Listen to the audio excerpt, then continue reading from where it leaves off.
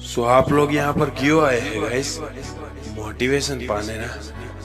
मेरा थंबनेल देखकर आपको ये लगा होगा कि ये बंदा हमें मोटिवेट कर सकता है। बिल्कुल नहीं गाइस। जब तक कि आपके अंदर कुछ कर गुजरने की चाह नहीं होगी तब तक मैं क्या खुद भगवान भी कुछ नहीं कर सकेगा। इसीलिए सबसे पहले खुद पर भरोसा जरूर कीजिए।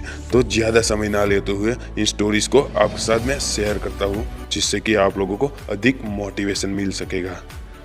सो गाइज, इस वीडियो में मैं आप लोगों को कुछ 3 कहानी शेयर करने वाला हूँ, जिसको सुनकर आपके अंदर फुल मोटिवेशन आ जाएगा। लेकिन कब तक रहेगा ये आप पर डिपेंड करता है।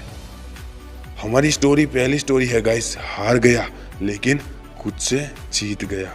हार गया लेकिन खुद से जीत गया। राहुल नाम का एक लड़का था।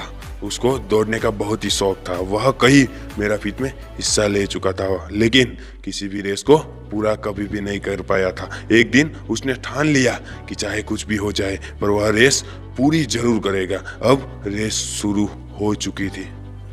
अब राहुल ने भी दौड़ना शुरू कर दिया। धीरे धीरे सारे लड़के आगे निकल रहे थे, मगर अब राहुल थक गया था। वह रुक गया। फिर उसने खुद से बोला, अगर मैं दौड़ नहीं सकता हूँ तो क्या, कम से कम चल तो सकता हूँ ना। उसने ऐसा ही किया। वह धीरे धीरे चलने लगा, मगर वह आगे जरूर बढ़ रहा था। धीरे धीरे आगे बढ़ रहा था। वह अब बहुत ज्यादा थक गया था और वो नीचे गिर गया। उसने खुद को बोला कि वह कैसे भी करके आज दौड़ को पूरी तो जरूर करेगा। वह जीत करने वापस आ उठा, लड़खड़ाते हुए आगे बढ़ने लगा और अंततः वह रेस अंत में पूरी कर गया। माना कि वह रेस हार चुका था, लेकिन आज उसका विश्वास उस इमारत पर खड़ा हुआ चुका था कि वो किसी भी रेस में भाग ले सकता है और उस रेस को कम से कम पूरी तो जरूर कर सकता है।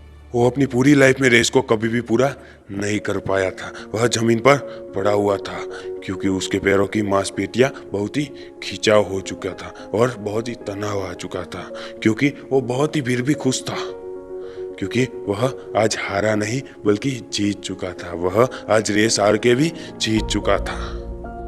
तो दोस्तों, हम भी तो इस तरीके की गलती करते हैं ना हमारी लाइफ में। कभी भी अगर कोई भी परेशानी होती है तो उस काम को नहीं करते हैं और छोड़ देते हैं। मान लीजिए अगर आप एक स्टूडेंट हो और रोज 10 घंटे की स्टडी करते हो ना, और किसी दिन कोई भी परेशानी की वजह से आप पढ़ाई नहीं करते हो, मगर आप लोगों को भले ही 5 घंटे ही मिले, पढ़ना जरूरी है दोस्तों, पढ़ना जरूरी है। ये कहानी आपको बताने का सिर्फ एक ही रीजन है गाइस। लगातार आगे बढ़ते रहे तो एक ना एक दिन हार कर भी आप बिल्कुल जीत जाओगे। ये 100% श्योर है। मैं आप लोगों को गारंटी देकर कहता हूँ। छोटे छोटे कदम बढ़ाते जाओ और आगे बढ़ते जाओ, यही सफलता का सबसे पहला नियम है। चलिए गाइस, हम लोग अब आगे बढ़ते हैं हमारे सेकंड नंबर की स्टोरी पर। परिस्थितियों को दोष देना बंद कीजिए। तो कहानी की शुरुआत होती है। एक आदमी रेगिस्तान में फंस गया था। वह मन ही मन अपने आप को बोल रहा था कि यह कितनी अच्छी और सुंदर जगह है ना। अगर यहाँ पर पानी होता तो यहाँ पर कितने अच्छे अच्छे पेड़ उग रहे होते और यहाँ पर कितने लोग घूमने आ जा रहे होते। मतलब वो सब कुछ ब्लेम कर रहा था कि यह होता तो वह होता और वह होता तो शायद ऐसा जरूर होता। ये सारी घटना जो है ना, भगवान ऊपर से देख रहे थे। उस इंसान ने सोचा यहाँ पर पानी नहीं दिख रहा है कहीं पर भी। उसको थोड़ी देर आगे जाने के बाद उसको एक कुआं दिखाई दिया जो कि पानी से पूरी तरीके से भरा हुआ था। काफी देर तक विचार विमर्श करता रहा वो खुद से। कुएं के आजू बाजू देखने पर उसको एक रस्सी और बाल्टी दिखाई दी। उसके बाद कहीं से एक पर्ची उठ के आई और जिस पर्ची में लिखा हुआ था कि तुमने कहा था ना कि यहाँ पर पानी का कोई स्रोत नहीं है, अब तुम्हारे पास पानी का स्रोत भी है। अगर तुम चाहो ना तो यहाँ पर पेड़ पौधे लगा सकते हो। वह वहां पर से चला गया दोस्तों। वह वहां पर से चला गया।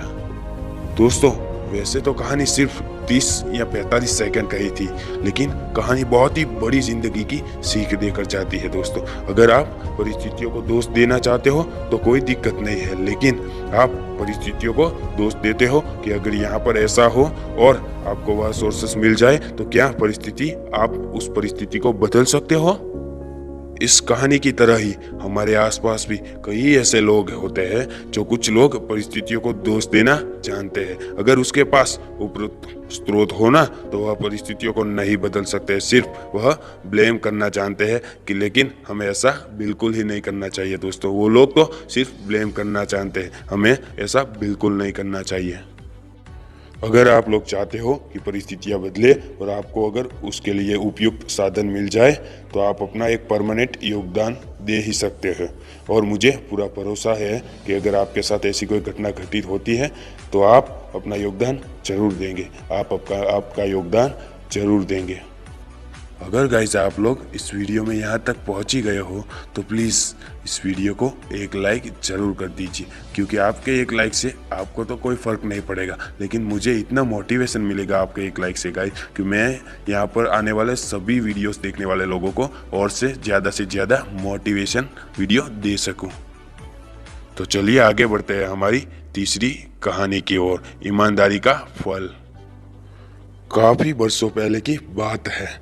प्रतापगढ़ नाम का एक राज्य हुआ करता था। वहाँ के राजा बहुत ही अच्छे थे, मगर राजा को एक सुख बिल्कुल ही नहीं था। वो था कि उनको कोई भी संतान नहीं थी और वह चाहता था कि अब वह राज्य के अंदर किसी भी योग्य बच्चे को गोद ले ले ताकि वह उसका उत्तराधिकारी बन सके और आगे की भागदौड़ को सुचारू रूप से चला सके। और इसी को देखते हुए राजा ने राज्य में घोषणा कर दी कि राज्य के सभी बच्चे राजमहल में एकत्रित हो जाए। ऐसा ही हुआ। राजा ने सभी बच्चों को पौधे लगाने के लिए भिन्न भिन्न प्रकार के बीज दिए और फिर राजा ने कहा कि अब हम 6 महीने बाद मिलेंगे और देखेंगे कि किसका पौधा सबसे बेहद ही अच्छा है। ये सब कुछ होने के बाद 1 महीना बीत गया। महीना बीत जाने के बाद एक बच्चा ऐसा था जिसके गमले में वह बीज अभी तक नहीं फूटा था, लेकिन वह रोज उसकी देखभाल करता था और रोज पौधे को पानी देता था। देखते ही देखते इस तरीके से 3 महीने बीत गए। बच्चा बहुत ही परेशान हो गया। तभी उसकी माँ वहाँ पर आई और कहा कि बेटा धैर्य रखो, कुछ बीजों को फलने में ज़्यादा वक्त लगता है। और वह पौधे को सींचता रहा।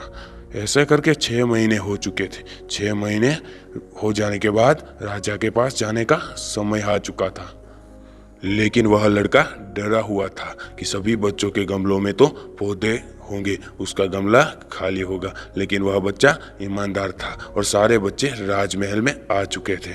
कुछ बच्चे जोश से भरे हुए क्योंकि उनके अंदर राज्य का उत्तराधिकारी बनने की प्रबल लालसा थी।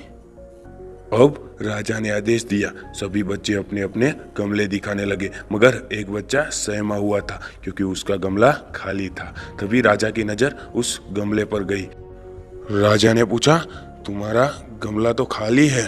तो उसने कहा, लेकिन मैंने इस गमले की 6 महीने तक देखभाल की है। राजा उसकी ईमानदारी से बहुत खुश था। उसका गमला खाली है, फिर भी वह हिम्मत करके यहाँ आया तो गया।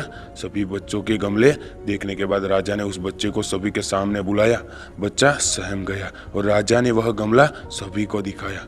सभी बच्चे जोर जोर से हंसने लगे। राजा ने कहा, शांत हो जाओ सभी लोग, इतने भी खुश मत होइए आप सभी के पास जो पौधे हैं वो सब बंजर है। आप चाहे कितनी भी मेहनत कर ले उनसे कुछ नहीं निकलेगा, लेकिन असली बीज यही था। राजा उसकी ईमानदारी से बेहद खुश हुआ और उस बच्चे को राज्य का उत्तराधिकारी बना दिया गया।